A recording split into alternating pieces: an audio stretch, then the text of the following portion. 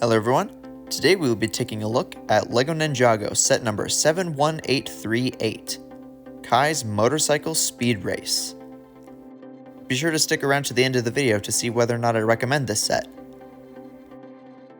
The build process was fairly simple and fairly easy. It went to get— Wait a minute. Is that right? Dark red? What? Okay, seriously, why is this 2x3 plate in dark red? I genuinely do not understand. Why? Lego clearly makes dark blue 2x3 plates. I have one right here. And it looks so much better on the bike. And it fits in so much better with the color scheme of the Spectral Dragonians. I mean, look at this. Why on earth would Lego make it in dark red instead? I don't understand. Why? I rarely make modifications to Lego sets, but that dark red plate does bother me so much I'm seriously tempted to replace it in my copy with a dark blue 2x3. Anyway, the build process was actually pretty short, pretty easy, and pretty fun. The set came with one unnumbered bag and one super small instruction booklet. Something that I did notice about the build process though was how hard it is to put the wheels on. Because of the pieces used, it's kind of hard to jam that Technic pin in there. Maybe that's just me, maybe it's a skill issue, I'm not sure. But let me know down in the comments if you guys have the same issue if you have this set. Despite the dark red 2x3 plate, I genuinely do really like the Spectral Dragonians bike, especially the light aqua colors used. And I have absolutely zero complaints about Kai's bike. This thing is basically perfect. It's got larger wheels, more bulk to it, and in general, it just looks very, very nice. It's also super easy to put the minifigures onto the bikes, and they can even hold their weapons.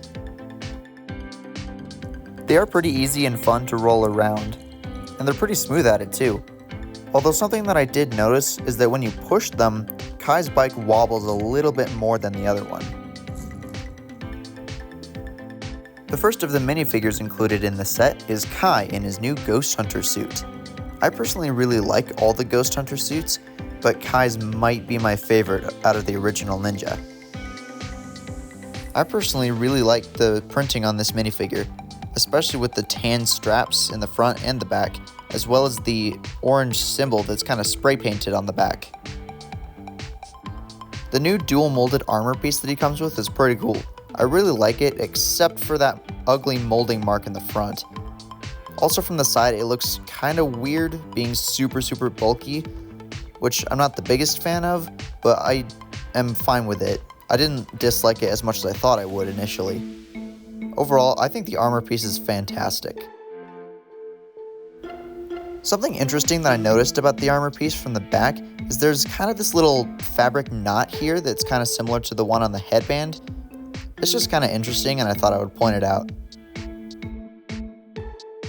Something else that I felt like I should point out about the armor piece is that the swords, when they go in, they're kind of uneven.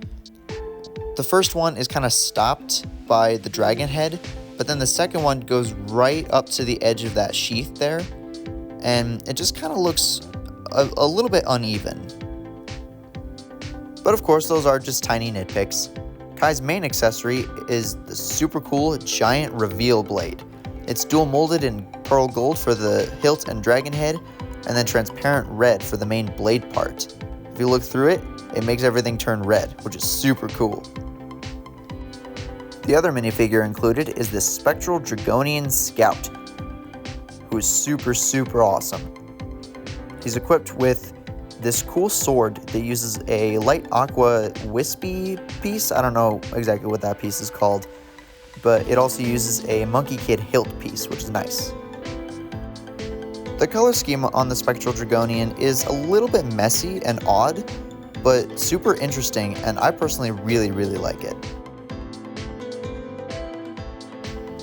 The printing on this guy is also super nice, although I do kind of wish that the light silver printing on the torso and legs was dark silver to kind of match the gunmetal gray helmet piece. The printing front and back of the torso is pretty nice overall though.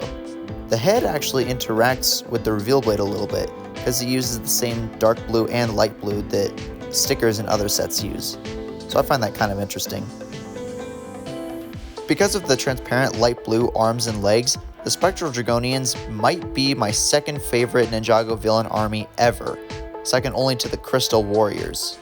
I gotta talk about the box art for a minute. I mean, just look at this. It is so cool. The spectral lens in the background, the light blue behind the Arc Dragon of focus and on the side panel, both the front and the back just look incredible, mostly because of that blue that the spectral lens provides. And this picture of Kaya on the side panel is just so good. I love this box art. Overall, my thoughts on this set are overwhelmingly positive. You get 79 pieces, 2 minifigures, 2 bikes, one of which is a villain build, all for $10. That, in my opinion, is an absolute steal for a fantastic product. Except for that dark red!